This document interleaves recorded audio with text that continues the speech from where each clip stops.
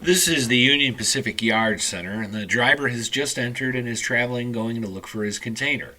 As he's on the way, you can see a white pickup truck in the background, and there's a stop sign right ahead. And as you can see, as he crosses that stop, he does not stop. But more importantly, as he approaches this white pickup truck, he's going to proceed past the tracks without stopping and waiting for them. This can get you banned from the Union Pacific for up to 30 days. Whenever you see a pickup truck out there near the tracks, it's telling you to stop and wait for them to tell you it's okay to cross or don't cross at all. It means they're getting ready to work the train, and the train could come at any time.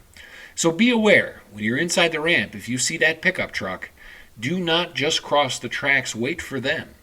You don't want to get hit by a train, and you also don't want to get a 30-day ban.